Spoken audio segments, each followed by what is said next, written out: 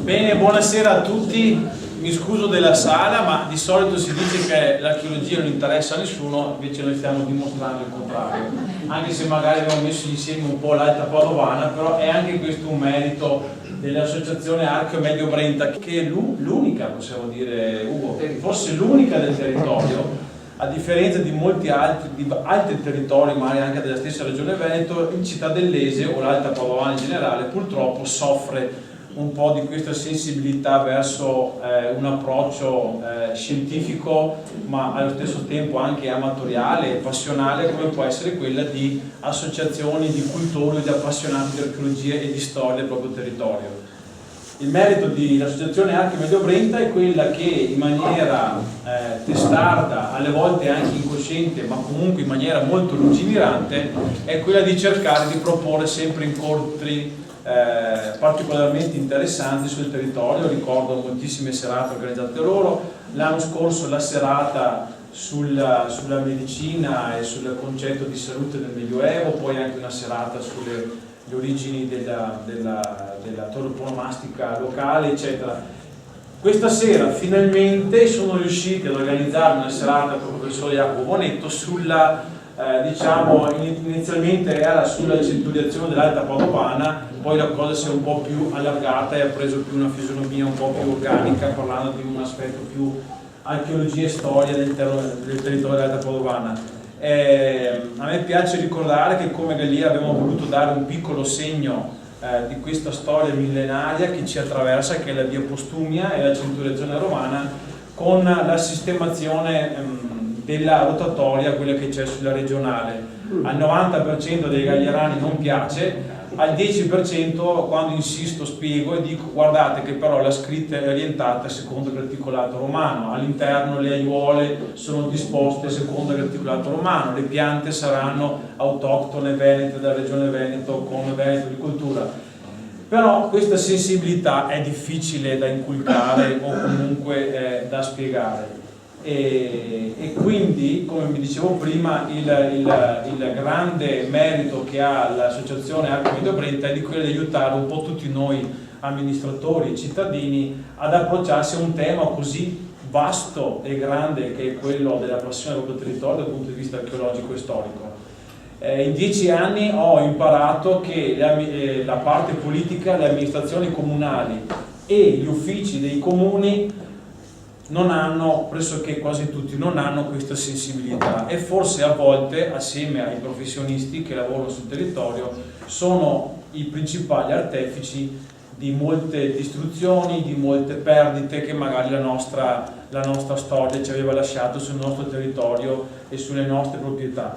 Spero che in futuro ci siano degli input diversi verso le amministrazioni comunali che riescano in qualche maniera a creare dei strumenti sia per la cittadinanza ma anche per gli uffici tecnici per saper individuare quali che sono le piccole cartine tornasole, oppure anche i reperti che già conosciamo, che come la comunità scientifica conosce e studia. E quindi spero che il professor Jacopo Bonetto riesca in qualche maniera a infondere un po' di più la passione per il territorio questa sera insieme con l'associazione Archeo Medio Brenta. Ugo Silvello è il vicepresidente, Luciano Bon è il presidentissimo dell'associazione, vedo anche Alessandro Scomodon che è il segretario superativo dell'associazione, e abbiamo fatto recentemente una riunione a Cittadella sulla numismatica in generale, in particolar modo sul testamento della Grande con Giulio Carraro, cittadellese. So che avete già in programma altre serate, casomai dopo Ugo ve le illustrerà, e quindi prego Ugo, vai. Buonasera a tutti.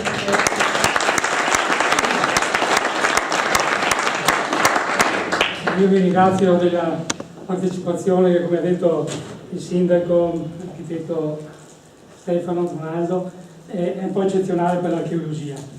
E noi abbiamo un gruppo, si chiama Archeo Medio Brenta, che insomma da 4 anni cerca di movimentare culturalmente da questo punto di vista storico-archeologico l'Alta Padovana, e quindi vedere qua gli amici da Claudio Barin, da Carlo Argolini, da Luigi San Giovanni, Gianni Dalbroi, Roberto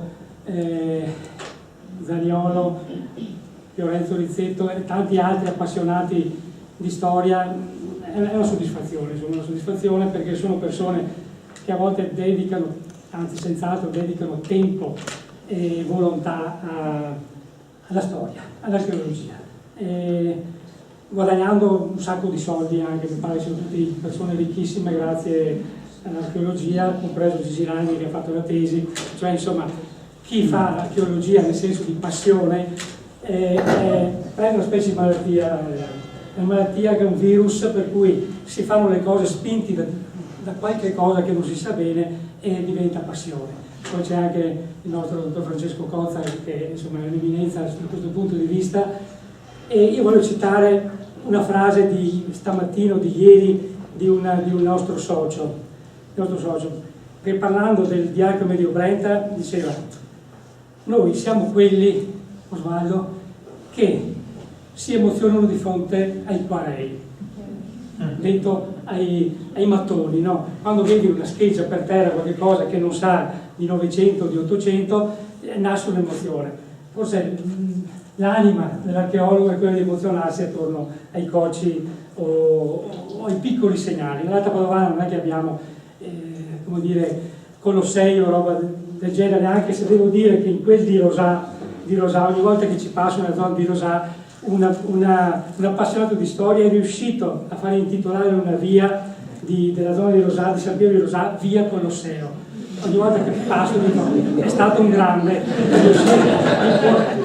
E poi un altro nome, insomma, consistente. Si vede che mi sono influenzare bene 30 anni fa, 40 all'amministrazione comunale di allora. Bene, quindi parliamo di un tema, di un luogo che ha dei segnali, l'Alta Padovana, ma non ha, insomma, grandissime emergenze. Almeno parliamo di epoca romana e pre-romana, adesso sentiremo bene, mentre abbiamo magari cose enormi, eccezionali in epoca medievale, come le mura di Cittadella, questo senz'altro.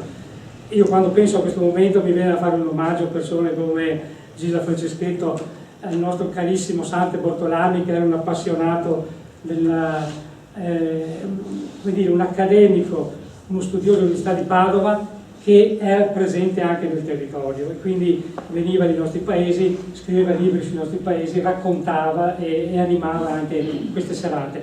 La nostra fortuna è che un'altra persona di grande levatura, che è il professor Jacopo Bonetto, si sta dedicando anche al nostro territorio, e questo non è poco perché permette anche agli appassionati, agli storici di poter dialogare con le istituzioni e quindi anche con l'università. Quindi grazie professor Bonetto, che io presento brevemente come curriculum.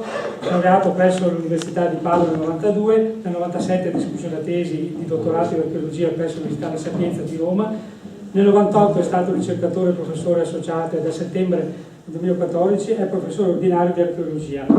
Dal marzo del 2014 è membro del consiglio direttivo del Centro per lo Studio e la Conservazione dei Beni Culturali dell'Università di Padova, e dall'ottobre del 2015 è direttore del Dipartimento dei Beni Culturali dell'Università di Padova e membro del Senato accademico. Ecco, poi dal 98 dirige una serie di progetti. Io lo conosco perché l'ho sentito narrare di Pompei, degli scavi di Pompei e anche in Sardegna. Sono in pubblicazione dei libri su questo settore, e poi per la storia dell'Alta Padovana e in epoca romana ha scritto parecchi libri, e qui la lista del professore è lunga, monografie, articoli recenti. Ecco, vi dico che c'è una pagina intera scritta in piccolo di pubblicazioni. Non ho mai fatto una sintesi così sintesi, però credo che il capo dipartimento, cosa dice Francesco, non ha bisogno che io legga tutte i testi, perché insomma è già accreditato. Quindi ci parlerà della storia dell'Alta Padovana, e noi siamo affascinati da questo perché siamo nati qua, abitiamo qua e ci emozioniamo ogni volta che vediamo un quarello. Prego.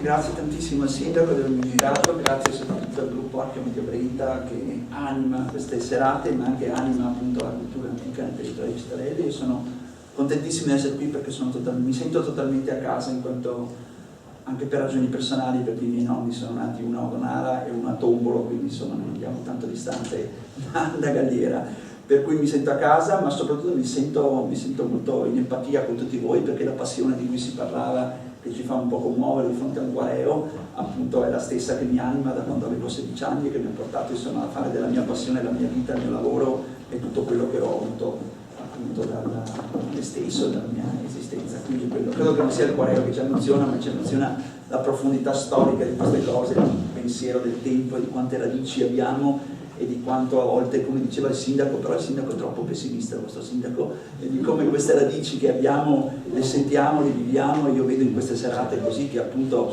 la sensibilità invece c'è, magari non c'è sul 100% della popolazione, però c'è sensibilità, basta un po' risvegliarla, basta richiamarla, e appunto serate come questa credo che siano il momento, il motivo, il modo per risvegliare questa sensibilità. Ma direi anche se io sono anche meno pessimista di Ugo, che dice che non abbiamo grandi evidenze nel nostro territorio, invece a mio modo di vedere sì, adesso cercherò anche di dimostrare come, perché le evidenze non sono solo il Colosseo, appunto, le evidenze sono tante altre cose, come molti di voi penso che sappiano, l'Alta Padovana, o perlomeno tutto il territorio che sta a nord di Padova, a nord-est e nord-ovest, sono i territori che in tutto il mondo antico, diciamo l'Europa continentale, ma anche un po' il Mediterraneo, conservano delle tracce incomparabili, diciamo impareggiate, di quelle che sono le organizzazioni agrarie di età romana, no? E quindi appunto centuriazione di cui si parla.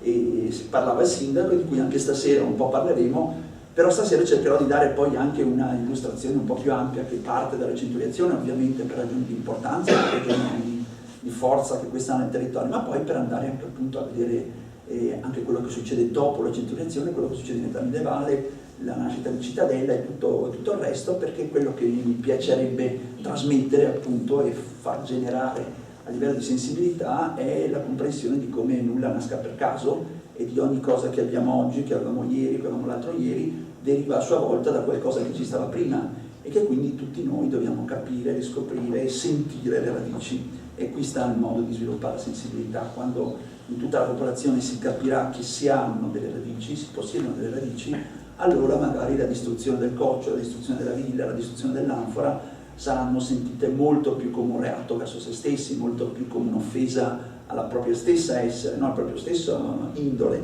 e quindi può darsi che la si capirà appunto in modo molto diverso e non la si perpetrerà più. Questo è il succo. Però appunto centuriazione, allora vediamo il nostro territorio, partiamo appunto dall'Alta Padovana, dove ci troviamo? Ci troviamo ovviamente qui, Italia settentrionale, zona cosiddetta nord-est. Questa è la situazione di questo territorio che si presenta. Volete che spegniamo la luce? No? Sì, no, no, perché bisogna riprendere con la videocamera, ok? Ci vedete? Sì? Ok. Questa è la situazione del territorio. Allora, bisogna partire appunto sempre da qualcosa che sta più indietro, no? Perché appunto tutti hanno delle radici, no? E allora anche quelle che sono questi grandi assetti di centuriazione agraria di età romana, che sono il vostro Colosseo, cioè una cosa assolutamente straordinaria per tutto il mondo romano, vanno lette alla luce di quello che c'era prima delle centuriazioni. Che cosa c'è prima delle centuriazioni in questo territorio? C'è una civiltà, un popolo, un mondo, che è quello del mondo dei Veneti, che una volta si chiamavano Paleoveneti, adesso sono diventati Veneti perché la definizione Paleovenete sembrava abbastanza inadeguata, una popolazione di altissimo livello culturale. Perché, come molti di voi sapranno, i Veneti, che sono uno dei tanti popoli che dominano, diciamo, l'Italia centro-settentrionale in quella che chiamiamo età del ferro, cioè primo millennio a.C., questa popolazione dei Veneti è l'unico popolo che in Italia settentrionale, oltre agli Etruschi e alla civiltà laziale, sa scrive, legge, ha dei centri in cui si insegna la scrittura e quindi, diciamo, produce e sviluppa un livello culturale decisamente superiore a tutti gli altri. Tracce di questa popolazione, civiltà, modo di vivere, cultura, come si chiama, si trovano dalle rive del Po, diciamo dalle rive settentrionali del Po, fino praticamente a tutto l'arco del nord-est, fino praticamente al Carso triestino e poi anche più in là.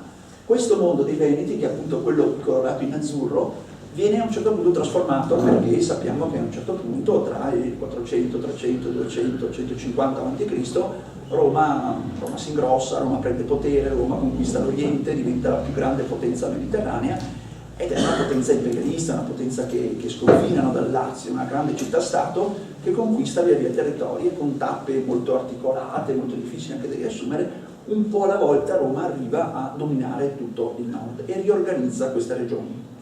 Le riorganizzano con trattati politici, trattati commerciali, trattati di alleanze di vario tipo e con un trattato molto forte con questa popolazione dei Veneti, con cui non arriva mai a degli scontri militari, perché arriva sempre a delle forme di conciliazione, di accordo, di scambio in tutti i sensi, fino a costituire delle regioni di interesse settentrionale, che sono un po' le antenate, no, delle nostre regioni.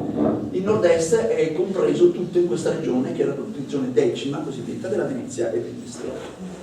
Uno dei tratti appunto caratteristici di questa riorganizzazione territoriale è quella proprio del riassetto delle campagne. Le campagne del territorio prima dell'arrivo di Roma nell'interesse settentrionale sono campagne sostanzialmente poco abitate, sostanzialmente non intensamente coltivate, tenute in gran parte a bosco. Questa è come dire, una dimensione che abbiamo completamente perso. C'è un passo bellissimo in Polibio, uno storico greco del secondo secolo a.C., il libro secondo, mi pare capitolo 60, in cui Polibio descrive la pianura padana come una pianura interamente ricoperta di boschi, dove crescevano querce sterminate, dove cadevano le ghiande, i maiali si alimentavano, dove si produceva una quantità impressionante di prosciutti e di carne di maiale. Polibio ce lo racconta benissimo. L'intervento di Roma comincia ad alterare questo scenario ed uno dei tratti forti dell'intervento di Roma in queste regioni è proprio la trasformazione di territori a fini agricoli, disboscamenti in larga parte, e sui terreni disboscati, cioè su aree, come si dice nella mia area, ruccate, no, pulite dal bosco, l'intervento principale massiccio è quello della divisione agraria. Per coltivare bisogna dividere i campi e soprattutto assegnare i campi. Quindi l'evento veramente che trasforma questo territorio per sempre, perché oggi appunto noi dalla Postumia, in molte delle vostre case immagino, viviamo all'interno di queste aree territoriali riorganizzate e ridisegnate da Roma.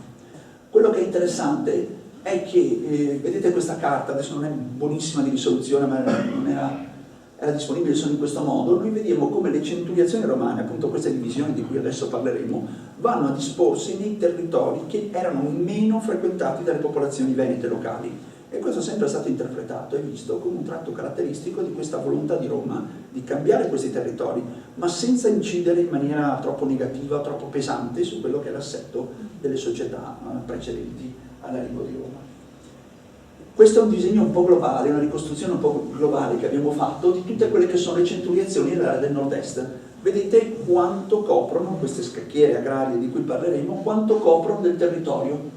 Una fetta importantissima, un 50, 60, 70% dei territori di tutto il nord-est. Questo vi dà l'idea di come appunto l'impatto della presenza di Roma in queste regioni sia fortissimo e come e perché queste regioni siano delle regioni che oggi in tutto il mondo romano conservano e mostrano in maniera più forte e più evidente la presenza di Roma. Queste sono delle foto aeree, se ne potrebbero fare 1 milione, di questi territori del nord-est, del nord-ovest, del nord della regione di Padova, dove si vedono ancora conservate in maniera mirabile queste tracce della centuriazione, che non sono altre che grandi lotti di terreno, grandi scompartimenti, diciamo, in cui le campagne erano divise. Come mai si conservano così bene a nord di Padova e male a sud di Padova? Per una ragione di carattere idrogeologico.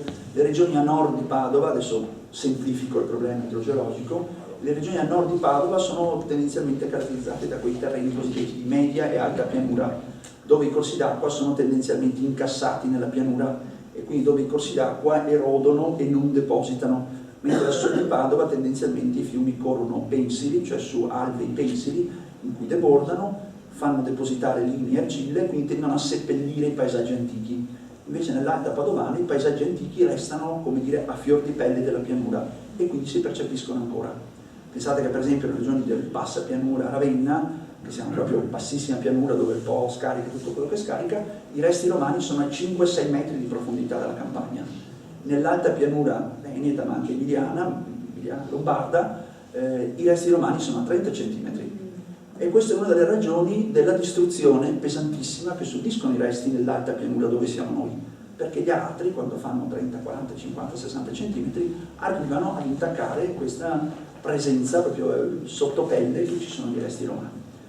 Quello è uno svantaggio perché molto se ne va con le arature, con le costruzioni eccetera, ma è anche un vantaggio perché molto resta a vista, d'accordo? E quindi si percepisce di più, quindi il famoso guareo emerge immediatamente appena l'aratro passa, vedo subito dove è un sito di età romana o dove non c'è sito di età romana, e quindi questo diciamo vantaggi e svantaggi della situazione. Però diciamo che questi assetti agrari sono visibilissimi, la nostra pianura è una specie di grande carta, no, di quello che era la campagna in età romana. C'è stata pochissima modificazione dall'età antica all'età contemporanea.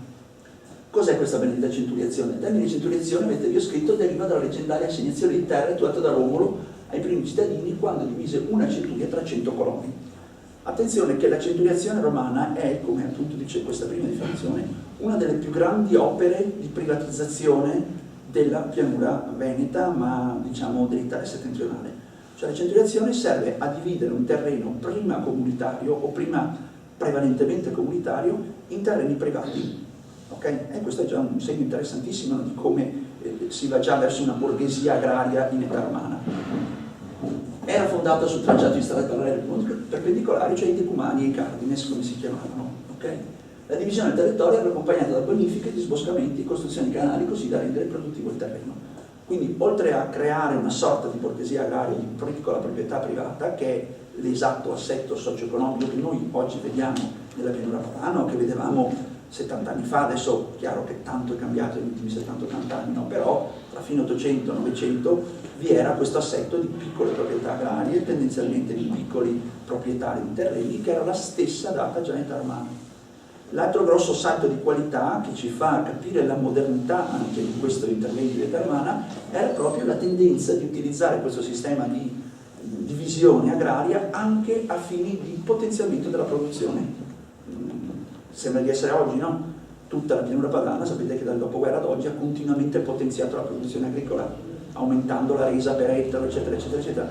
In età romana l'intenzione è esattamente questa: eliminare aree boschive, eliminare aree paludose, aumentare la velocità del flusso delle acque e quindi rendere il terreno molto molto molto più produttivo. Ricordiamoci che il mondo romano ha una capacità di conquista basata anche sulle rese economiche, agrarie, produttive e quindi su creazione di surplus economici e quindi sulle potenzialità economiche di acquisto di strutture, infrastrutture per la guerra piuttosto che per altre ragioni. Le motivazioni, come vi ho detto appunto, incrementare la messa a coltura, implementare il controllo e difesa del territorio, registrare la proprietà fondiaria, e questo è un altro importantissimo passaggio. Roma naturalmente instaura un sistema anche di tassazione, e anche questo ci ricorda tanto qualcosa, no? Che abbiamo sempre nelle orecchie tutti i giorni. Il sistema della centuriazione era anche per attribuire ai privati dei pezzi interni, anche per poter avere un sistema di tassazione dei privati ben definito, ben catalogato. Ad ogni persona spetta se ha in attribuzione tot ettari di terreno e quindi tot di tassazione. Infine ricompensare i veterani dopo il congedo, cioè uno, come sapete, Roma tra il secondo e il primo secolo a.C. Roma conquista il mondo mediterraneo, no? Le guerre puniche, le guerre macedoniche, le guerre in Grecia, Roma conquista, ha una massa di veterani che finiscono queste guerre e ha un problema appunto di risistemare i militari che avevano abbandonato il proprio potere in Italia centrale. E quindi nasce un sistema di colonizzazione agraria di questo tipo di pianura padana dove, ce lo dicono tantissimi autori, dove i veterani dell'esercito vengono, come dire, messi, vengono ricompensati del periodo di 10, 15, 20 anni di guerre con la donazione da parte dello Stato di un lotto di terreno dove si potevano ritirare, diciamo, a far pensione in pianura padana dove il suolo rendeva tantissimo. Quindi è anche un sistema, diciamo, di bilancia, di mitigazione dei problemi sociali.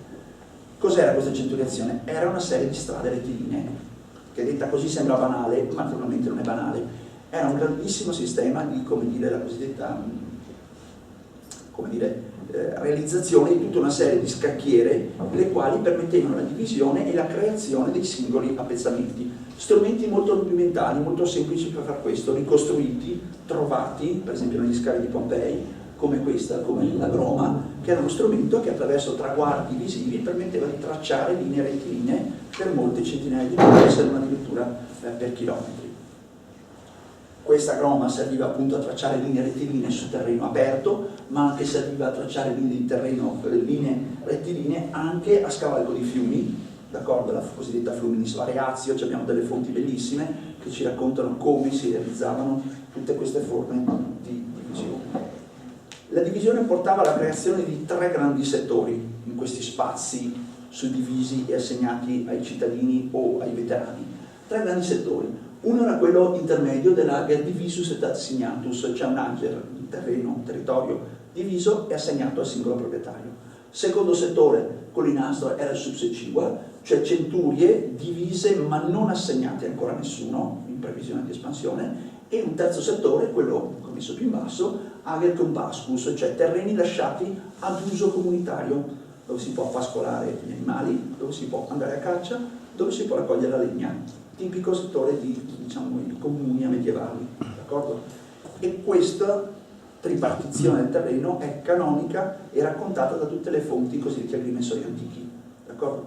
Perché questo sistema permetteva il bilanciato sostentamento della comunità, una comunità che ha bisogno di terreno agrario per produrre, una comunità che ha bisogno di terreno comunitario per il pascolo, per la legna, per i servizi comuni, e una comunità che ha bisogno di espandersi, perché ogni comunità che può sviluppare economia agraria, crescere, produrre figli, ingrandire le famiglie, moltiplicare le famiglie e le case, ha bisogno dell'espansione, altrimenti esplode, no?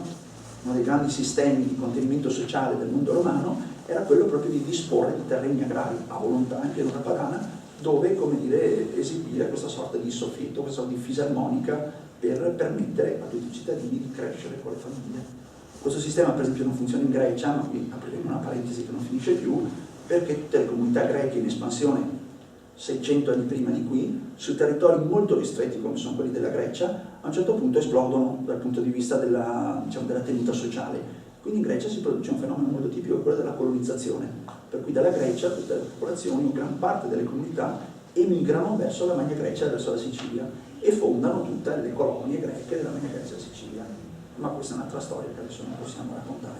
Il mondo romano ha questo sistema di espansione, proprio, no, di possibilità di respiro ampio nei territori non divisi inizialmente. Questo è un tipico ager assignatus, no? Diviso assignatus al formato da actus, che sono quadrati di 120 x 120 piedi, i 2 actus formavano uno iugerum, i 2 iugera formavano un eredium, cioè 5.000 metri quadri, e 100 eredia appunto formavano una centuria. D'accordo? Sono stati fatti dei bellissimi calcoli sulle produzioni agrarie che uscivano da queste dimensioni, e si è calcolato anche quanto poteva essere il terreno assegnato ad ogni singola famiglia per il sostentamento. Questo è un esempio, una bella carta tecnica regionale dove una delle centurie è stata, come dire, ha conservato la divisione in 4 di una centuria, cioè 4 lotti da 50 iugeri, ciascuno circa 12 ettari, che è quello che si calcola che potesse essere un'assegnazione tipica per una famiglia, con poi tutto il sistema della rotazione agraria e quant'altro. Quindi diciamo questi terreni che voi vedete, in cui noi viviamo, conservano queste ripartizioni agrarie che sono un documento storico fondamentale, perché come vedete e capite da questi terreni conservati da una carta tecnica, dalle misure interne, riusciamo a ricostruire tutto quello che era il sistema in cui Roma voleva, diciamo, suddividere i territori delle proprie colonie, delle proprie città alleate, ma anche in cui si, come dire, organizzava tutto il sistema familiare, sociale e cittadino delle comunità antiche. Quindi sono documenti poco appariscenti, appunto, non sono al Coliseo, ma sono qualcosa che ci racconta una storia economica, sociale, cittadina, di conquista molto molto significativa. Quali sono degli elementi caratteristici di queste aree divise? Sono dei piccoli oggetti, relativamente piccoli, che sono l'unico monumento della centuriazione, perché la centuriazione è qualcosa di molto immateriale, no? E che sono i cosiddetti cippi, di cui molti qui sanno molto perché ne abbiamo parlato, siamo andati a caccia di cippi, ne abbiamo trovati, ne abbiamo studiati, pubblicati, e sono dei blocchi di pietra, per dirla in termini molto, molto familiari, di blocchi di pietra però squadrati, a forma di parallelepipedo, dell'altezza di 1 metro, 1,30 m. A cosa servivano e dove si trovavano? Questi pezzi di pietra erano fondamentali, facevano parte di quella grande categoria manufabile di termini, cioè pietre confinarie, che erano assolutamente sancte, cioè inviolabili, intoccabili, perché i confini sono santi, no? E chi tocca il confine, come dice il Vangelo, come dicono tutti, deve essere castigato, su cui venivano incise delle lettere, delle piccole scritte, che adesso vediamo in alcuni casi, le quali scritte indicavano la proprietà o l'appartenenza di alcuni terreni, ma soprattutto indicavano in quale punto quel cippo si trovava e lungo quale delle strade della centuriazione si trovava. erano delle sorte di cartelli indicatori per definire il sistema di quadrettatura del territorio. Quindi vedete alcuni hanno solo la croce al di sopra, alcuni hanno la croce e le scritte, che sono sigle SD2, per esempio di quello in alto, vuol dire sinistra decumanus, secondo, cioè vuol dire che quella linea retta, quella strada retta di Decumano era la seconda alla sinistra del Decumano. Guardando ovest con le spalle a destra, la seconda a sinistra del Decumano era la strada su cui si trovava quel cibo. Quindi immediatamente uno riconosceva dove si trovava il Decumano maggiore e quanto in profondità si trovava. Questo è un altro trovato in tutt'altra zona, questo a Borgorico, con una descrizione appunto di cui vi dicevo prima. Mentre queste sono altre cose importantissime che si trovano all'interno della centuriazione, cioè i catasti.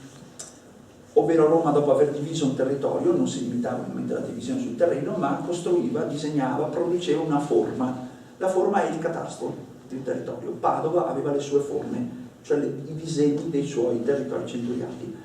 Queste forme erano incise spessissimo su bronzo, come vedete a destra. Questo è un pezzo di una forma, un pezzo di questo catasto rotto, tagliato, che è stato trovato a Verona in uno scavo fatto in piazza Erbe, sotto l'attuale ristorante Maffei, che era il Capitolio della città di Verona, perché in tutti i Capitoli di tutte le città del mondo romano si conservava il grande disegno, dovete immaginare una cosa di queste dimensioni, con il disegno della centuriazione, e all'interno di ogni, diciamo, quadratino, particella catastale, chiamiamola, erano indicati, vedete chiaramente, lo vedete qui,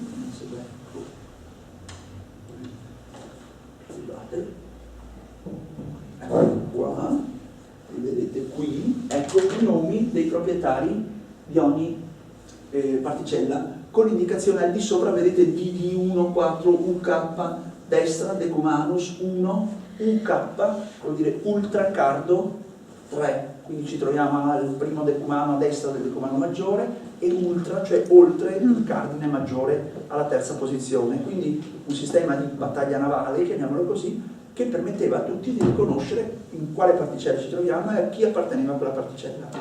Letteralmente il catasto, come nei nostri tempi, d'accordo? Ne sono stati trovati pochissimi di questi catasti bronzei in poche città dell'impero romano, a Orange, a Verona, in alcuni altri centri, ma sono molto rari. Quali sono le grandi centuriazioni che noi conosciamo? Andiamo sul territorio adesso. Quelle di Padova che conosciamo bene sono queste: una a sud, conosciuta poco e male per la regione che vi dicevo prima, una a nord-est, la numero 2, che conosciamo molto bene, una a nord-nord-ovest, in cui ci troviamo adesso, no? Che è quella cosiddetta di Cittadella Bassano. Vi ho già detto che insomma sono, per fortuna nostra, evidentissime sul territorio. Queste sono carte dell'Istituto Geografico Militare di fine 800, le quali conservano la divisione agraria romana in maniera al 100% del suo assetto, o quasi al 100%, insomma, quindi appunto non Colosseo, ma però organizzazione agraria. Questa si conserva ancora meglio in carte ancora un po' più antiche. Questa è la Kriegscarte del 1798, conservata e pubblicata da una decina d'anni, mi pare, in cui tutta la centuriazione è visibilissima in tutte le sue articolazioni. E questi sono appunto i cippi che troviamo in questo territorio, anche in questo territorio. D'accordo? Questo è uno dei cippi, che anche questo è uno dei più conosciuti del mondo antico, del mondo romano, sempre citato in tutti i manuali, perché è uno dei più completi dal punto di vista dei testi incisi, vedete, per cui sulla parte superiore c'è ius terni, che vuol dire ius terni limitis, quindi la divisione in 3 centurie, ultra cardine, come vi dicevo, oltre il cardine, quindi al di là del cardine massimo, al settimo cardine, e alla sinistra del decumano l'ottavo cardine. Questo appunto viene da questo dai nostri territori ed è uno dei più interessanti. Questo è un altro particolarmente interessante, che è stato scovato appunto dal presidentissimo Enrico Medio Brenta, e che poi abbiamo pubblicato assieme in un'importantissima rivista di epigrafia tedesca che ha accolto l'idea di pubblicarlo, Zeitschrift für Papyrologie und Epigraphie, che ha elevato insomma l'assoluto interesse di questo documento, che abbiamo ritrovato appunto nelle campagne qui del nord padovano, con ancora incise. È stato qui sì un'emozione, devo dire, perché quando l'abbiamo vista la prima volta con le scritte dei cardini romani, insomma le mani sono abbastanza diciamo provate dall'emozione. perché vedete che c'è la scritta Ius Terni Mites anche qui, come nell'altro ciclo di Cittadella, e qui indica un Pitra Cardinem 3 oppure un Ultra Cardinem 3. La scritta è un po' a brasa, quindi certe letture non sono proprio perfette. Invece l'altra scritta sull'altra faccia, cioè sulla faccia frontale, non superiore, è inequivocabile perché è S di X11, cioè S di 12, quindi sinistra decumanus 12. Quindi ponendosi con le spalle a destra, guardando a ovest, lungo il decumano massimo, che si trova a sinistra 12 caselle, e quindi siamo riusciti con una buona approssimazione di andare a posizionare questo documento epigrafico, diciamo lapidio. Perché è importantissimo questo? Perché questo blocco di pietra con indicazione ci ha detto fino a che punto a sud di Cittadella della Postumia si estendeva la centuriazione. Eravamo molto in dubbio su fino a che punto si estendesse, e questo ci ha dato un termine di riferimento meridionale, più meridionale che fino a conosciamo. Quindi questa è stata una bella botta, diciamo anche di fortuna, ma anche insomma di pervicacia nel territorio, nella ricerca, perché è questo che si voleva dire prima. La sensibilizzazione vuol dire anche aprire gli occhi, fare attenzione, vedere dove sono le tracce della storia, segnalarle, comunicarle. Dico anche non vedere la sovrintendenza come il diavolo che vuole limitare le nostre potenzialità di sviluppo, perché non è così. La sovrintendenza opera come stiamo operando noi, sensibilizzando, facendo tutela, aiutandoci a conservare il nostro passato. Certo che a volte conservare il passato è un po' faticoso, come ogni bella cosa, no? Non è che si guadagni nulla senza far fatica, e quindi la sovrintendenza ci aiuta anche con percorsi a volte un po' tortuosi, ma assolutamente a fin di bene e necessario. Quindi quando si trovano manufatti di questo tipo, le segnalazioni sono assolutamente necessarie, importanti, e se tutti segnaliamo, se ogni pezzetto del puzzle si mette assieme, alla fine se ne trae un beneficio comune, insomma, che è enorme, quindi è naturale farlo, a mio modo di vedere. Ecco che appunto questo è il disegno della centuriazione nord di Padova, diciamo tra Cittadella e Bassano, tra nord di Padova, Cittadella e Bassano, in cui siamo andati a riposizionare i cippi o le possibilità di posizione dei cippi che abbiamo identificato. Come ci diceva prima, però, ecco, l'asse portante è quello della Postumia, altro grande monumento che noi conserviamo meglio che in ogni altro, o quasi in ogni altra regione del mondo antico, è quello delle strade. La pianura padano-veneta, ma padano-emiliana anche, un po' di misura minore la pianura piemontese, ma comunque anche in quei settori, ha conservato delle tracce importantissime di strade antiche, no? E uno dei fattori, una delle leve della conquista romana dell'Italia del nord, ma di tutto l'impero, è stata la grande, diciamo, tecnologia infrastrutturale, cioè saper costruire strade, centuriazioni, acquedotti. E le strade è uno di questi grandi fattori. E lì abbiamo, proprio qua, ne passa mica tanto più su, la via Postumia di cui si faceva appunto riferimento prima, che è una grandissima arteria, costruita nel 148 a.C., lo Spurio Postumiano, che parte, diciamo, da Genova, arriva ad Aquileia e che solca tutta la pianura, lasciando tutta una serie di tracce importantissime che condizionano poi la vita, no, dei territori. E veniamo appunto a Cittadella. Perché veniamo a Cittadella così? Mica per caso, perché tra la centuriazione di cui abbiamo parlato adesso e Cittadella c'è un rapporto strettissimo, e questo è quello che dicevo all'inizio, nulla nasce da nulla, no? Siamo sempre, come dire, in un grande lungo binario che continua della storia, no? Noi siamo qui, ma ci abbiamo dietro qualcosa, prima ancora qualcosa, e se non guardiamo indietro non vediamo dove siamo adesso, fatalmente così. Per cui se uno guarda Cittadella e non sa che c'è la centuriazione, non capisce Cittadella, ma vedremo che c'è ancora qualcosa di ancora più radicato, no? Nell'antico. Perché? Perché Cittadella è stato oggetto di ricerche anche abbastanza recenti, molto intense, non solo dal punto di vista storico, ma anche dal punto di vista archeologico. Per cui, per esempio, Cittadella, vabbè, lo sappiamo tutti molto bene, che viene fondata dalla Repubblica Patavina nel 1220, ci sarà l'ottocentenario, no, fra poco, viene dotata di statuti, di autonomia amministrativa, di un potere di colonizzazione del territorio, quindi è una spinta, che dopo vedremo, che è a Padova verso il nord. Questa è la fonte importante, una delle fonti che ci restano, no? In cui si dice appunto che la chiesa di Cittadella fu costruita assieme con la fortezza, entrambi vennero realizzati nel 1220, anno 1220 erano in loco ubique nobium monacorum Antonio Abati, nel luogo dove era il convento di Sant'Antonio Abate. E questa, diciamo, è qualcosa che conoscevamo molto bene, perché è una fonte arcinota e documentata. Però Cittadella si trova non lì dove abbiamo messo il puntino rosso, cioè dove passano dei cardini e dei decumani della centuriazione. Vediamo che ci sono queste bellissime vignette, questi codici dei corpora degli agrimensori, in cui si nota la tendenza abituale di costruire insediamenti fortificati, castelli, all'incrocio di cardini e decumani della centuriazione. Cittadella è lì appunto vicina a un incrocio, ma non proprio sull'incrocio, a dire il vero.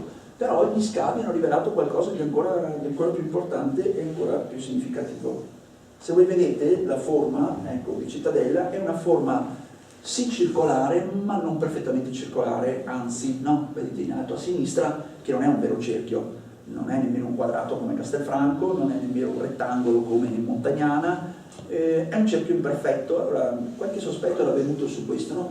Allora si è visto, si sono operati degli scavi archeologici, delle ricerche, Campo della Marta e in altri punti lungo la cerchia medievale, e si è visto che questa fondazione del 1220 non era una fondazione del nulla, nulla nasce dal nulla, no, appunto, era una fondazione che sotto aveva qualcosa di molto significativo, non solo il cardine del comando della centuriazione che si incrociano vicino al centro di Cittadella, ma avevano sotto anche, vedete, tutta una serie di buche di palo. Queste buche di palo sono buche scavate nel terreno che alloggiavano dei pali, che sostenevano delle capanne, delle coperture e quant'altro, ma anche si è visto che al di sotto di quelle che sono le mura di Cittadella, se vedete a destra e in alto a sinistra, la stratigrafia rivelava la presenza di una sorta di gobba, di una sorta di grande mammellone, no, su cui si trova la città anche adesso medievale, e questo grande, diciamo, rialzo era formato da una sorta di dosso, di argine, il quale argine però non era un argine qualsiasi, non era un argine medievale, perché all'interno di quest'argine,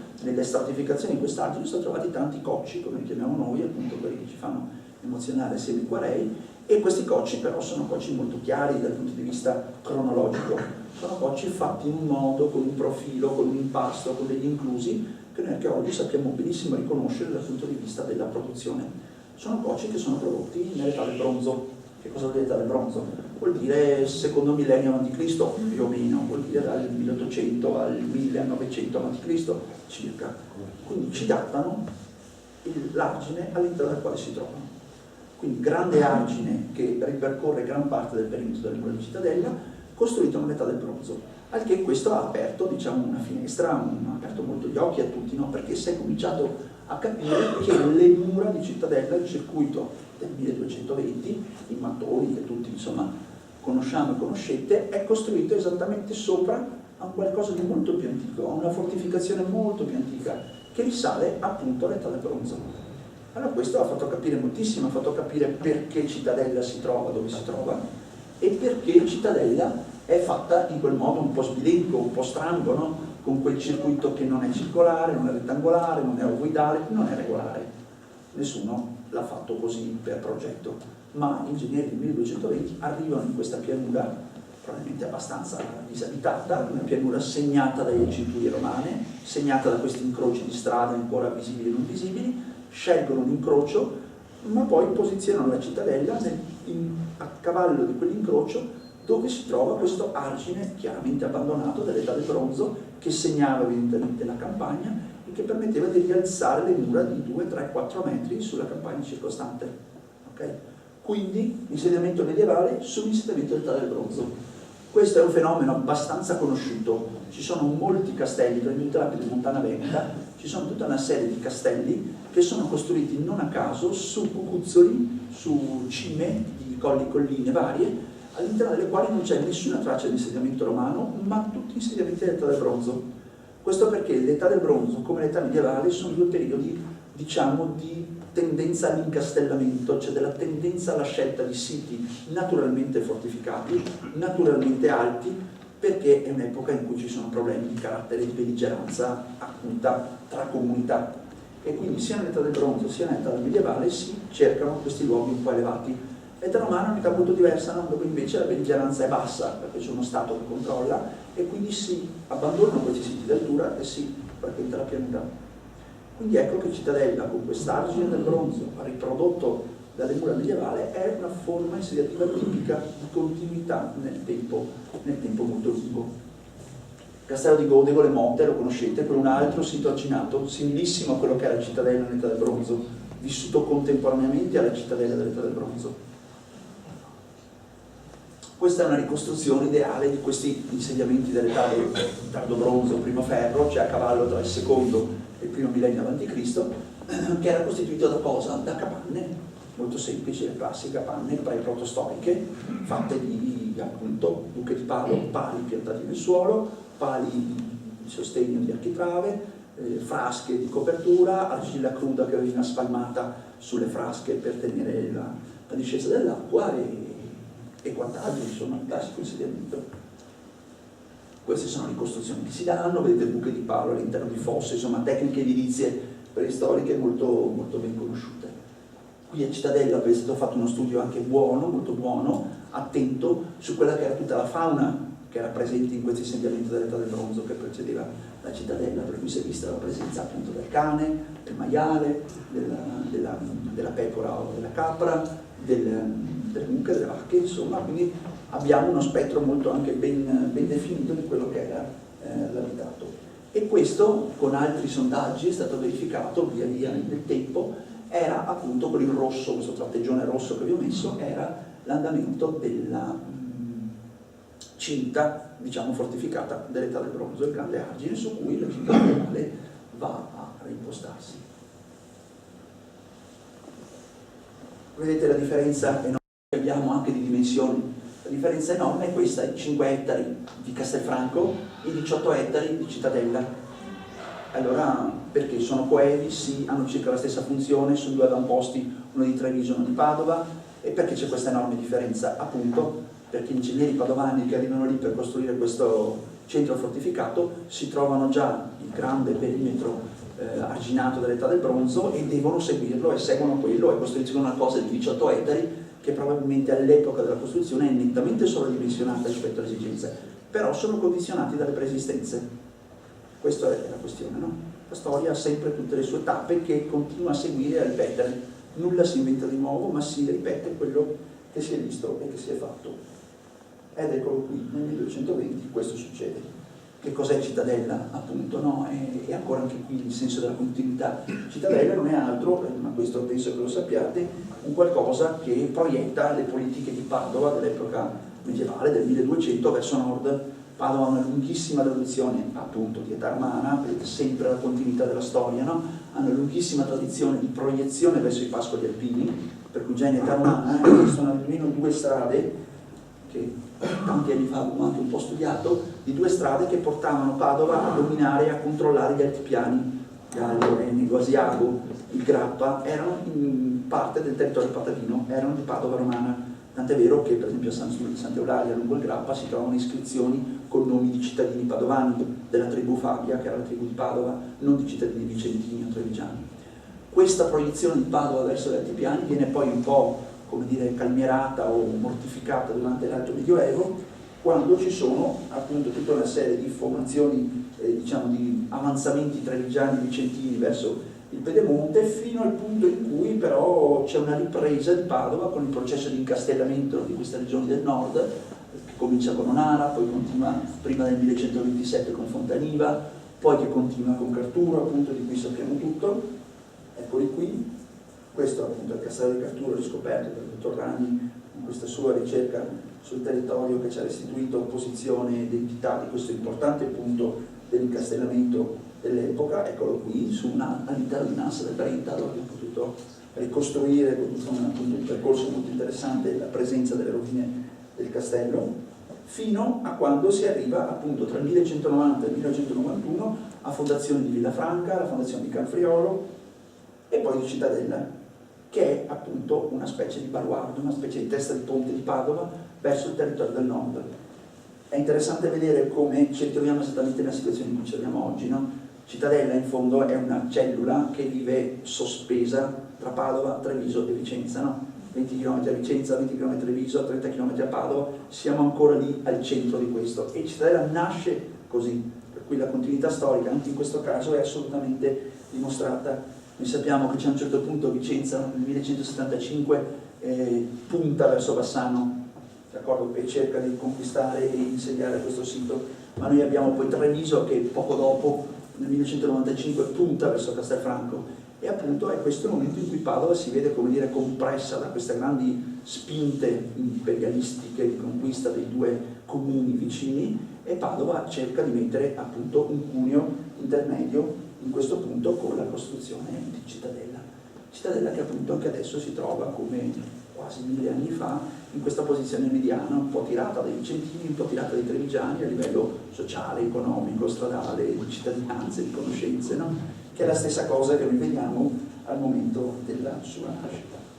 Ecco, questa è un po' la storia lunga, no, delle nostre radici, delle vostre radici, in cui appunto con un po' di radici sotto si capisce quello che sta sopra e ci si specchia dal passato al presente, dall'età del bronzo all'età medievale, dall'età romana all'età medievale, dal mondo antico al mondo presente. Per cui insomma io chiudo riprendendo quello che ha detto il sindaco all'inizio, cioè è necessaria una sensibilizzazione, tanto più in un momento della nostra vita, non nostra, ma del nostro universo occidentale europeo, in cui le spinte anche verso la tecnologia, e io lo vedo anche con i nostri studenti, sono sempre più spinte verso il futuro, no?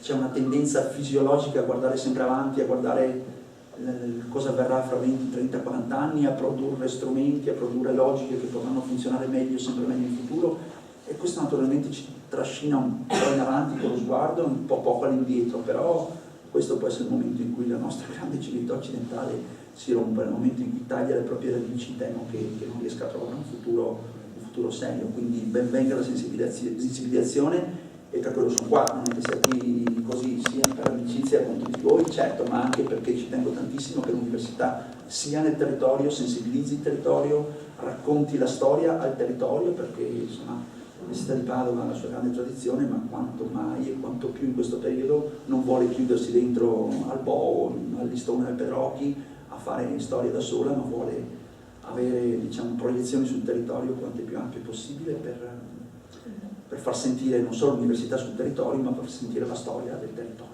Vi ringrazio e sono tutto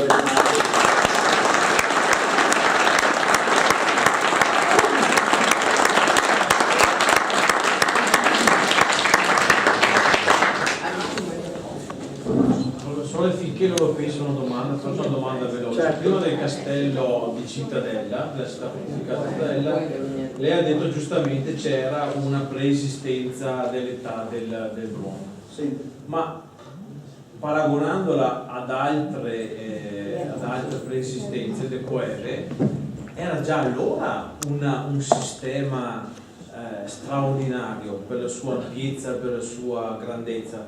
Quindi averlo costruito a suo tempo fu già un'impresa 2000 anni fa? Nell'età del bronzo. Nell'età del bronzo? Sì, teniamo presente che nell'età del bronzo non si ha il concetto di città, appunto una delle grandissime rivoluzioni che la civiltà classica porta è quello di inventare la polis. A un certo punto nel mondo greco si inventa il concetto di città.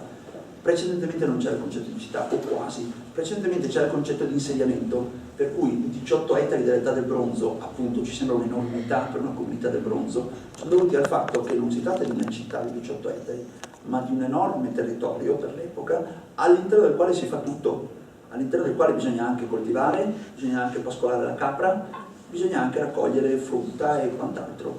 Quindi non sono vere città, ma sono spazi difesi, ed è molto diverso, no? Quindi ci si difende uno spazio dove bisogna anche coltivare quello che serve per far vivere quella comunità a livello agrario.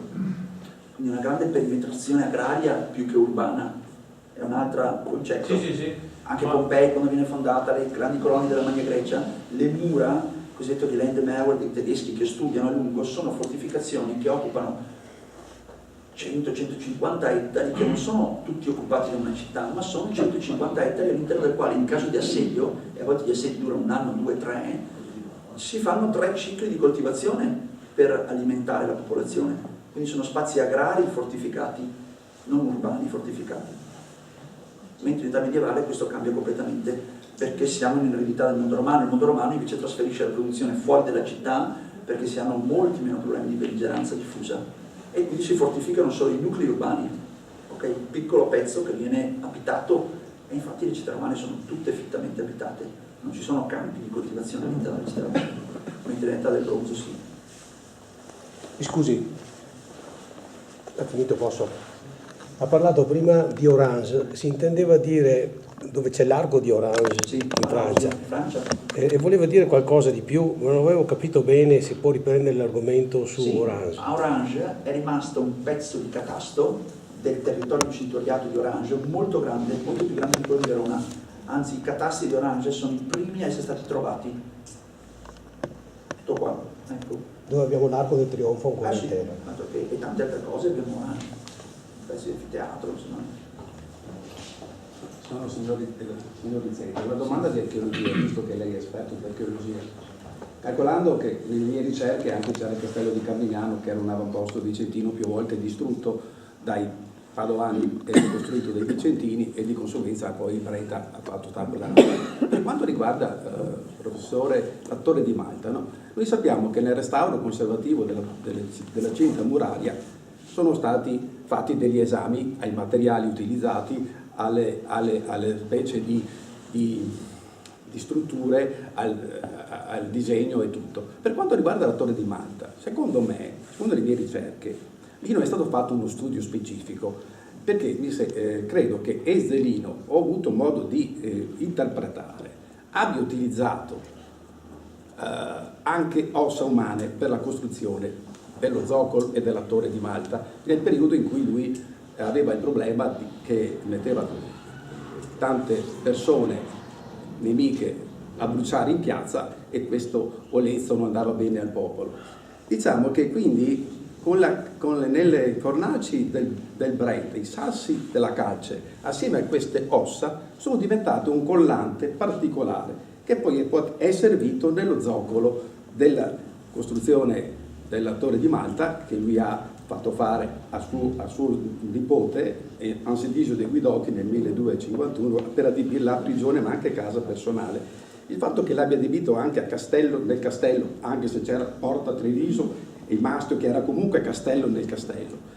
I materiali non sono mai stati oggetto di indagine per vedere se nella, chiamiamola Malta, o nel materiale usato da calce c'erano questi resti umani. Mi pare che la dottoressa che ha fatto studiato il ripristino della cerchia murata o muraria non ha trovato ossa, ma mi ha detto che sulla Torre di Malta non sono stati fatti esami archeologici di questo tipo. Ecco, secondo la mia ipotesi, lì Ezzelino, che era un ingegnere, un architetto, è stato un genio militare da non poco, no? È intervenuto anche per le risorgive, che sono state anche quelle condizionanti nella costruzione di Cittadella, perché c'erano certamente dei posti in cui il terreno non poteva essere certamente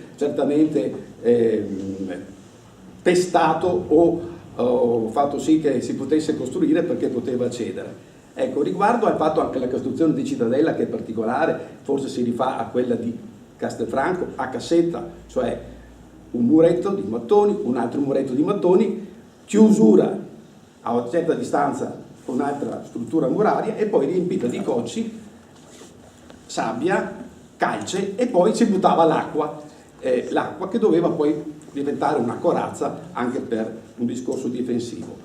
E quindi anche questo era un sistema che dal punto di vista archeologico da studiare. Ecco, sulla Torre di Malta non avete avuto modo di poter fare alcune verifiche sul materiale utilizzato, anche se sappiamo che potrebbe essere stato anche quello di altri castelli distrutti, ma non penso in questi casi, perché Ezzelino faceva edificare una torre per dimostrare la sua presenza, il suo stemma in ogni città che era occupato. Ecco, questo volevo anche una verifica di lei. Non so se sono stati fatti esami onestamente sulle malte, però se sono state usate ossa, le ossa calcinate tornano a essere carbonato di calcio, ed è come bruciare una pietra calcarea, e quindi diventano legante idrossido di calcio, e quindi non credo che a livello archeometrico si distingua un osso bruciato e calcinato da un pezzo di pietra bruciato e calcinato. Però non sono chimico, non sono mineralogo, so bene che in età antica però per fare delle malte usavano ossa, cioè essendo l'osso carbonato di calcio, essendo il legante fatto di carbonato di calcio, per esempio abbiamo trovato ad Aquileia tutta una serie di pavimenti fatti con malte in cui avevano pestato dentro e bruciato conchiglie, che pure è carbonato di calcio. quindi c'è la tendenza in età antica di sicuro, medievale non lo so tanto, confesso, di usare carbonato di calcio, non so se umano onestamente, ma sicuramente animale, appunto dei molluschi, per fare le malte. Però bisognerebbe prendere tanti campioni, fare tante analisi, microscopi, sezioni sottili, SEM, eccetera. Non posso dire. Nel veronese sono stati trovati su castelli veronesi questi reperti, che però magari sono ossa di animali. Ossa di animali. Più facile. Animali ne muoiono tanti di giorno, uomini un po' meno, quindi mediamente. Carcasse di cavalli, di animali. Sì, carcasse di buoi, di maiali, tutto quello che vuoi. Insomma. Grazie. Professore, permette, come archeologo, che opinione può avere rispetto ad una civiltà paleoveneta e civiltà veneta recente sul fatto di aver realizzato nella località dove lei ci descrive qua, il campo della Malta, di aver realizzato gli ultimi veneti che hanno degradato la civiltà paleoveneta, hanno realizzato un bel parcheggio per macchine. Come archeologo lei ritiene che questo sia un modo corretto di valorizzare una città, un paese, una storia? No, ma guardi, da archeologo le dico anche che gli archeologi non possono fermare il mondo, perché sennò saremmo dei cretini, scusate il termine, nel senso che bisogna trovare il modo di far convivere l'antico col moderno, perché se no sì, la sensibilità scompare. Se l'archeologo blocca senza possibilità di remissione la vita contemporanea, il diritto alla vita contemporanea che hanno le comunità, di costruirsi la fabbrica. Stiamo parlando di paradossi perché... Sì, no, io ritengo che si può costruire un parcheggio, magari lasciando un 30% del parcheggio con la visibilità. Certo, se non hanno fatto forse hanno avuto un po' poca sensibilità, però si può fare, bisogna farlo. E lì c'è la complicità delle sovrintendenze, sia quella archeologica che quella... Beh, sono tendenze, lavorano tanto, lavorano bene, sono anche scelto organico. Un attimo all'estero, in Olanda, vicino a Nova Castum, Newcastle, sì, dove anche lì c'è centuriazione, c'è il lago di Adriano, dove c'è un recupero straordinario, dove coinvolgono gli studenti, fanno fare gli scavi. Quello facciamo anche noi. Ma lì è facile, sa perché è facile a Vindolandia? Perché ne hanno poche cose. E allora se hai 3.000 siti per il territorio di Padova da controllare, fai molta fatica a controllarli, a valorizzarli, a sensibilizzarli tutti. Se invece ne hai 3 siti su tutta la contea di Newcastle, è un po' più facile starci dietro bene, perché ti costano 3.000 volte in meno, perché puoi avere 3.000 volte in meno persone che li seguono. Quindi in Italia c'è scritto un bellissimo libro, la mia collega Andreina Ricci, che si chiama I mali dell'abbondanza. Quando si hanno troppe cose, è chiaro che si va in crisi a gestire troppe cose. Cosa vuol dire beni culturali oggi in Italia?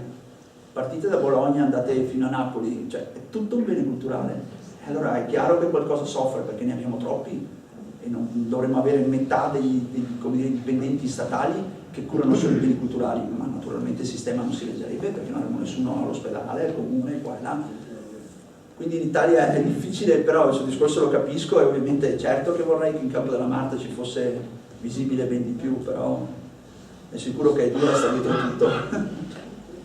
E poi a Cittadella hanno fatto dei bellissimi lavori, le mura sono bellissime, sono conservate, sono restaurate, insomma, quindi siamo già in una situazione abbastanza positiva secondo me. Chiedo una cosa, centuriazione romana, ma riprendo una domanda che un amico storico di Tongolo, sindaco Cesare Pasinato, ogni volta che mi telefona tira fuori la questione e dice, magari chiede al professor Bonetto, oppure questa questione, no? E lui pensa che dice, come mai i campi padovani sono 3.862 metri, sono quelli trevigiani su 5.000, 5.200, c'è un rapporto tra questi campi e la loro misura, che è una caratteristica diversa quasi da provincia a provincia, e le suddivisioni della centuriazione romana, cioè se abbiamo ereditato questi appezzamenti con queste misure caratteristiche, 5.000 a Treviso, 3.800 rotti a Padova, a Vicenza, mi pare,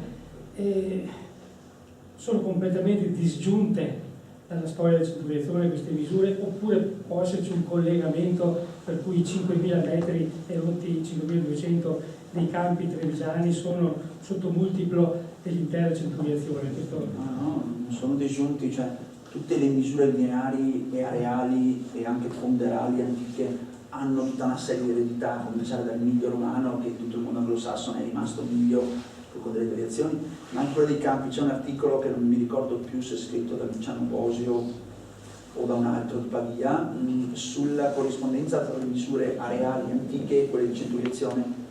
Sono diverse perché le centuriazioni non sono tutte 20 per 20 actus. C'è la centuriazione di Vicenza o di Altino che è 21 per 21, un'altra che è 17 per 20, quindi è possibile che diverse misure di centuriazione antiche fossilizzate sul territorio abbiano poi determinato diverse misure degli appezzamenti in cui i comuni medievali cominciano a inserire la popolazione, e quindi la differenza tra Campo Trevigiano, Podano e Vicentino potrebbero essere legati a queste centuriazioni di modulo diverso che poi resta nel tempo con forme diverse, appunto, reali. È un bel tema, difficile da trattare, però è un bel tema, ma c'è anche di continuità sicura, secca, perché non è che in età medievale si inventano che un campo è 3800 metri così, si sveglia la mattina e dicono vabbè, il campo è 3800, no, evidentemente hanno già qualcosa nel territorio di quella dimensione. E cos'è quel qualcosa che trovi nelle campagne venete, nel alto basso medioevo? È qualcosa che viene dall'età romana, quindi c'è per forza il legame, bisogna trovarlo, un po' difficile trovarlo, ma c'è. Poi un'altra breve questione, centuriazione romana, quindi questi quadrati di 710 metri con sottodivisione, no? Troviamo alcuni cipi grammatici che indicano che quelle pietre erano in un certo luogo, vicine, che indicavano sia a Decumano e sia a Cardine, no?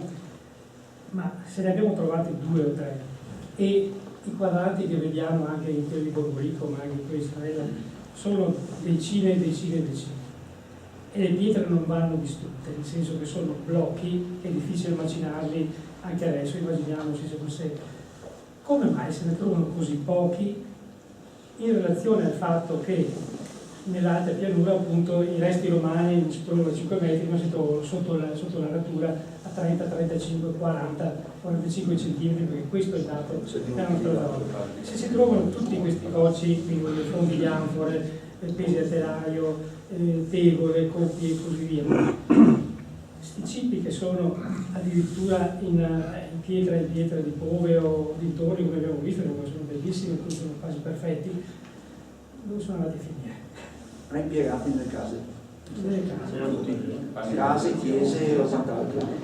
Pensa in età medievale, quando devi costruire una casa colonica, una stalla, una casa, e c'è una pietra a 300 metri in mezzo al campo, cosa fai? Te la vai a prendere e te la metti a fare il gradino d'ingresso, a fare lo stipite della porta, per cui credo che il 95% sia stati riutilizzati negli edifici medievali. Il classico è il gradino, il campanile di Lobbia che quindi io credo che sia quello. Bisogna smontare le case, adesso sappiamo. Sì, è un po' difficile smontare le case. Quindi è probabile che molto materiale delle mura in realtà sia di riutilizzo? Sì. Probabilmente. Tutta Padova medievale è fatta con le pietre di Padova romana. Questo è matematico, cioè visibile, sono là, sono delle città come le campagne, anche qui vivono in continuità, cioè quando si costruisce una casa oggi, se c'è una casa in rovina lì dell'altro ieri, prendi le pietre qui, le metti qui, cioè c'è un processo continuo di crescita su se stessi, no? Nelle città è visibilissimo, nelle campagne anche, perché appunto le chiese medievali, se vediamo, sono case costruite in gran parte con materiale precedente, mattoni romani impiegati ce ne sono ovunque.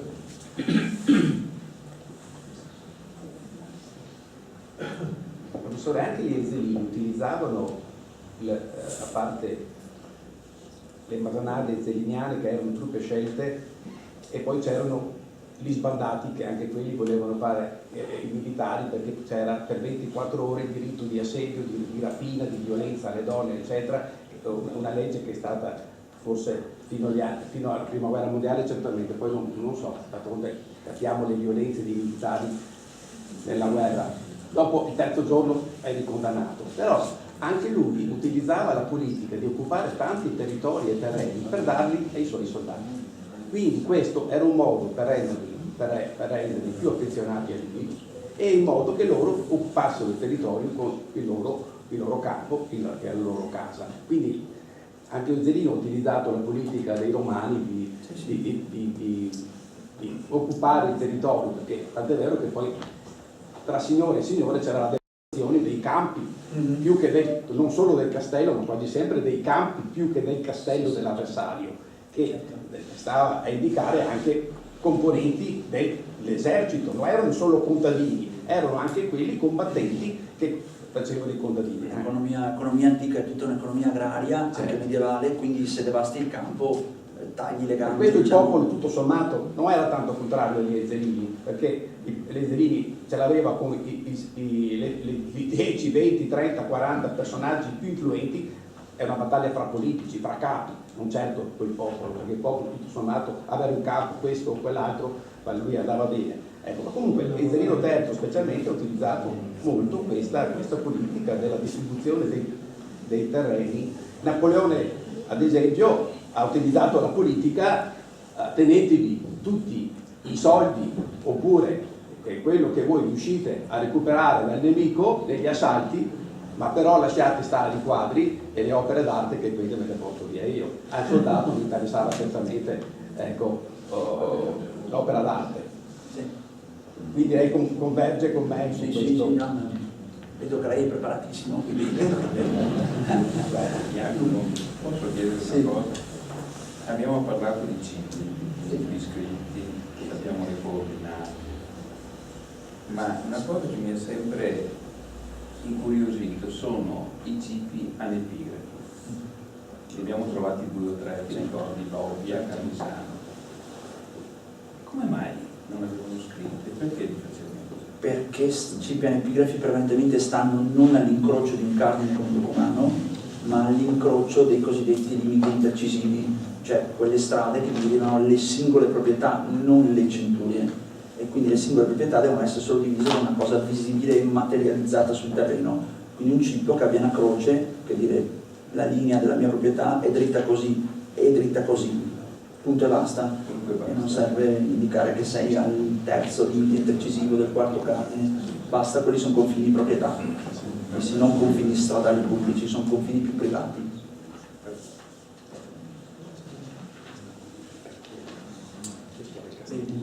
Prego.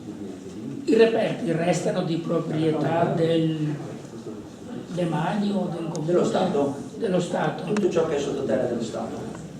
Fin tanto che non viene scoperto che questo privato ce l'ha. No, allora, quello che è sottoterra è dello Stato. Se un privato lo trova, quello è ancora dello Stato, deve essere denunciato, si può avere il premio di rinvenimento. Ok. Però quella cosa lì resta in proprietà statale. Mi riallaccio al parcheggio sotterraneo di Cittadella, Sì. dove l'impresario che ha preso l'appalto degli scavi ha trovato un oggetto lungo 40-45 cm, rinvenuto già lucido, non si sa che materiale sia. Non è un coltello, non è una lancia, non sappiamo esattamente una descrizione precisa, sappiamo che non ha un'impugnatura ben precisa, non ha un incastro tipo per un palo di una lancia. Questo dalle testimonianze di lavoratori, confermato qualcosa anche all'ex sindaco di San Giorgio in Bosco, papà di Chiara, Marco Longo. Ecco, a questo punto io ho tentato più volte di farmelo mostrare, di arrivare a... Ecco, sapendo che questo oggetto esiste, c'è un modo di poterlo, non dico rubare, cioè di fare denunciarlo. L'ha già rubato qualcuno. Quel paese lì era dello Stato italiano, cioè di tutti i cittadini, poi perché lo Stato siamo noi, la Repubblica siamo noi, quindi era dello Stato. Qualcuno se n'è impossessato abusivamente, quindi c'ha a casa un corpo da reato. Qualcuno deve prenderlo e restituirlo allo Stato, punto. Però cioè il comune ad esempio non ha l'autorità di presentarsi a questo suonare il campanello. No, la polizia ha l'autorità, perché essendo furto, diciamocela proprio in italiano, se io ho a casa una cosa che ho rubato, la polizia, i carabinieri possono venire e dire: scusi, lei ha rubato questo, me lo restituisca. però questo si prende anche una denuncia in teoria, però senza andare a questi estremi, basta che questa persona civilmente faccia un pacchettino di sovrintendenza di guardate, questo l'abbiamo trovato in quel campo, pim pum pam, lo avrebbe già fatto. Vabbè, se non vuol farlo, Ok. il mondo è pieno, Non c'è modo, il non mondo c'è è pieno di ladri purtroppo, speriamo che ce ne sia sempre meno, però voglio dire, la situazione è questa giuridicamente. Tanto volevo anche far sapere che c'era questo reperto, Però per chi non lo sapesse. stimoliamo il senso civico e tutti quelli che trovano, che restituiscano, perché tenerlo a casa nel cassetto ha poco valore, se invece lo mettiamo in un museo, lo mettiamo in un comune, lo esponiamo, ha molto più valore. Sembra che sia più bella mostra in salotto. Vabbè, lo vede una persona al giorno, però non ha molto valore. Vorrei aggiungere un'altra cosa, e mi scuso se sono sempre io. Ecco, nel 1951 un muratore di Cittadella, Angelo Caronato, per conto della ditta Ferro, ha avuto il compito di restaurare la torre di Malta che era lesionata per i bombardamenti di Pippo. E in questo contesto, nella parte a sinistra della torre, se noi, ecco, dove c'è il Cristo, di Via del Cristo, in quella zona là, dietro insomma dove si entra per la torre di Malta c'era una grande depressione dove c'erano materiali di risulta eccetera, era un posto un po' dato lì dimenticato. E in questi, mentre andava a trovare i mattoni, lui è ancora vivo, quindi è testimone, mentre andava a trovare i mattoni caduti dalla torre e anche delle mura per poter chiudere quella crepa che si trovava davanti alla chiesa del Torresino, ha rivenuto per uno spazio di 10 metri per 10 tutte le lance, tante lance, a una distanza di 20 cm l'una dall'altra, che affioravano dal terreno per 20 cm. Lui non era edotto, non sapeva, non conosceva niente di Ezzelino, niente della storia delle torture che venivano in quella torre e in quella prigione. E questo materiale è stato poi cementato, utilizzato, fatto una centrale termica, e qui sotto, quindi, visto che abbiamo il testimone, e non è stato avvisato né il sindaco né i imprenditori né niente, è stato tutto messo a tacere, però quando l'ho sentito io 10 anni fa mi ha detto queste cose. Ecco, questo vedete è anche un qualcosa di archeologico che troviamo a Cittadella, che potrebbe sì, giustamente, potremmo dire, ha questi camminamenti che ti fanno vedere l'orizzonte, bel panorama, però dal punto di vista archeologico, lì dietro, proprio lì, la Torre di Malta, che è il mistero nel mistero di quella torre lì, perché tutto sommato ha tante cose ancora da rivelare, ci sono stati queste lance. Ecco, in questo caso, quando c'è ancora un testimone che dice io le ho viste, le ho trovate, poi non... Ecco, la sovrintendenza o l'università, in questo caso la vostra facoltà, può richiedere delle ricerche specifiche quando c'è un testimone che dice ho visto questi reperti, queste lance, che potrebbero essere stati anche un luogo dove Ezzelino gettava i suoi prigionieri. Sì, certo. E allora io che volevo interessarmi anche di questo finché questa persona è ancora viva, Sì, e che può documentare lungamente lunga vita a questa persona, però se indica un posto, diciamo, anche se dopo questa persona non ci fosse più, non ci sarà più un giorno, sappiamo qual è il posto. Non è... In questo caso l'università che può muoversi anche. No, è la sovrintendenza, perché il servizio di tutela è, secondo l'architettura costituzionale italiana, in carico al Ministero dei Beni Culturali, di cui fanno parte le sovrintendenze. Per cui la sovrintendenza fa la tutela e il controllo del territorio. L'università fanno la ricerca scientifica sulla parte archeologica. Quindi se la sovrintendenza lo desidera, può decidere di intraprendere uno scavo in qualsiasi zona del territorio nazionale. Però ci vogliono, come al solito, un po' di soldi, ci vogliono operatori specializzati, ci vuole un progetto poi di restauro dell'area. Insomma, è una cosa che richiede un certo impegno e, come dicevo prima, la sovrintendenza ne ha 1000 ogni giorno da tenere sotto controllo e intraprendere nuove attività di scavo sul territorio. Bisogna avere il personale, i soldi, il tempo, il modo. Ci ho tenuto a fare lo sapere. No, grazie. Però ripeto, più alla sovrintendenza che a me, ma insomma, grazie. Ormai qua ci stiamo trasformando in un gruppo di tombaroli. Al contrario, ci stanno raccontando tante cose. Ma io volevo fare un piccolo accenno, se potevo, professore, sul fatto anche della religiosità tra epoca romana e poi il trapasso in quella alto e basso medievale. Cioè, a me piace molto, ad esempio, la chiesetta di San Massimo a Borghetto, qua di San Martino, dove si dice che l'abside sia su un altare pagano di epoca romana e man mano si sia ingrandito, diventando poi chiesa cristiana e quella che vediamo adesso da Sacello poi è piccola chiesetta. Ecco, questo trapasso ha in qualche maniera seguito la centuriazione e poi il Medioevo oppure sono due fenomeni distinti? Oddio, devo dire che di questo si sa pochissimo, perché San Donato, Cittadella, un po' la chiesa Borghetto, quindi si ha qualche centro di culto cristiano che si trova in aree frequentate in età romana, ma la continuità diretta non è mai stata, diciamo, fisicamente dimostrata. Ci sono casi in altre aree del territorio nazionale, Roma, Siracusa, anche ne so, dove vediamo delle strutture templari greco-romane trasformate in chiese direttamente, allora lì proprio vediamo l'abside delle navate.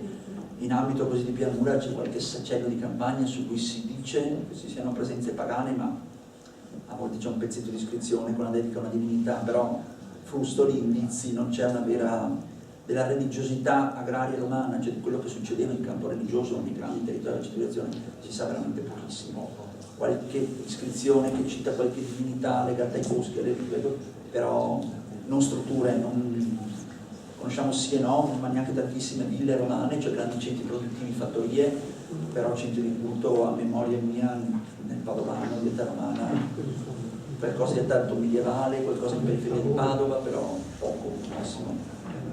Noi abbiamo un po' il nome, no? Galliera, che si pensa derivi dalla gens Galera che era un po' su questa zona. Sì. Il sogno sarebbe di trovare un sito archeologico che me la confermi questo. Ma il sito è facile, bisognerebbe trovare un'iscrizione che citi qualcuno con un nome, un prenome, un cognome che indichi appunto questa gens, quello sarebbe il colpo. Adesso non mi ricordo. Potremmo farne una e ritrovarla. E allora cadrebbe nella categoria dei tombaroli, e allora non va più bene. Però, dammi una mano. A proposito, dico al sindaco, penso che in gran parte le persone lo conoscono, c'è una storia succulentissima, è quella della famosa tumulo di Tombolo, che quando negli anni 30 hanno cominciato a scavarlo, uno studente universitario, vedendo che il massacro del suo tumulo, da cui deriva il termine Tombolo, non ha resistito, di nottetempo ha creato una lastra, ha inciso Iacet Miles, qui giacciono i soldati di Ezzelino, l'ha sepolto sotto, infangandolo. Il giorno dopo, con la prima picconata, l'hanno tirato fuori. Dai giornali risulta che per 2 o 3 giorni tutto è stato sospeso, con coinvolgimento, diciamo negli anni 30, dell'Università di Padova, che quasi ci cascava come i falsi di Modigliani. Dopodiché il ragazzo che aveva fatto sto scoop e che vedeva tutto il paese in agitazione, compreso l'Università di Padova, sepolto nel tunnel. Ha avuto la debolezza di raccontarlo all'amorosa, la quale deve essere andata dalla parrucchiera, deve parlare con la è saltato fuori tutto e finita la storia. Il risultato si è perso il tutto. Mai dire niente alla fidanzata. Ma volevo chiedere sulla linea che diceva il sindaco, cioè dagli anni 80 a oggi nella zona Cittadella Fontanina, io che li ho percorsi avanti e dietro 4-5 siti con emergenze romane, i soliti coci, pesi a telaio, fondi di anfora, sono emersi e le cose sono state in qualche modo raccolte, sono presso le bacheche, no? Esposte presso comuni. Ma mi chiedo, no? Certamente gli insediamenti romani erano superiori in numero alle 3-4-5 luoghi che sono stati individuati, in cui ci sono delle emergenze. Ma la continuità insediativa tra il mondo romano e poi il mondo medievale, con i secoli bui della decadenza dell'impero, è tale da poter pensare che l'80 o il 90% degli insediamenti romani nella circolazione abbia avuto una continuità abitativa, per cui, come succede adesso, nessuno butta via la casa, si costruiscono da restauro, no? Quindi che ci sia stato su questi siti dal 90% una continuità insediativa, per cui se c'è qualche cosa è rimasto sotto le fondamenta delle costruzioni del Medioevo e poi di quelle attuali. L'abbandono completo di una casa... Non 90%, perché dal 400 d.C., facciamo, adesso andiamo un po' a spanne, fino al 900, al 1000 per 4, 5, 600 anni, c'è un crollo della frequentazione che è circa del 90%, cioè su 100 ville fattorie romane del territorio, per quei 600 anni almeno 95 si usa una bottega, dopo 30 anni crolla il soffitto, dopo 50 anni crolla il muro, dopo 70 anni comincia a disfarsi il mattone, dopo 400 anni vedi un chieto di rovine, e magari in età medievale, basso medievale, da Padova, che stanno ricostruendo Padova con Cittadella, vanno a Fontaniva sull'ex villa e si portano via i mattoni e costruiscono le mura di Cittadella, le mura di Canfriolo, le mura di Carturo, portano a Padova, portano a Vicenza, quindi il territorio dal 400-500 d.C. al 1100 sono 600 anni, sapete quanti sono 600 anni, 600 inverni, eccetera. Le case se ne vanno, anche perché sono case la maggior parte con tetti straminei, con travature, senza cemento, senza metallo, senza vetro, quindi insomma perché se non li mantieni di 70 anni si disfanno da sole, quindi c'è tanta perdita. Però sul territorio sono tutte percepibili, perché ogni macchia di cocci, di anfora, di tegola, quella è una casa, perché dove c'è un pezzo di tegola anche piccolo, cosa ci faceva una tegola sola in giro per il mondo? No, dove c'è una tegola c'è un tetto, quindi c'è una villa, una casa, una fattoria o una villa un po' più grande.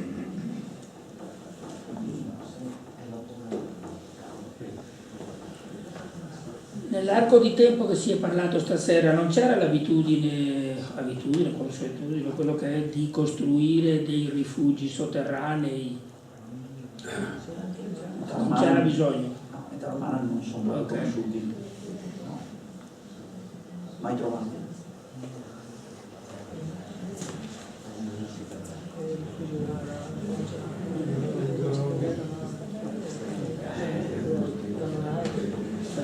Grazie. Beh, allora, a nome dell'amministrazione e a nome di Archeo Mediobreta, io vi ringrazio a nome del Presidente, il Presidentissimo, anzi, Luciano Bon, vi ringraziamo per questa partecipazione che ci ha sorpreso e anche per come dire, il clima di curiosità che fa sì che se abbiamo una funzione sia come Archeo Mediobreta sia come cittadini di come dire, monitorare il territorio, certamente noi che siamo più vicini riusciamo a cogliere i piccoli segnali che poi possono diventare qualcosa di più come dire, interessante anche in termini di studio, no? Perché ovviamente chi abita sul territorio sente il segnale dalla persona X, Y e così via, e quindi anche coglie dove c'è qualche magari resto che può essere segnalato o diventare qualcosa di documentato. Grazie a tutti, buona serata.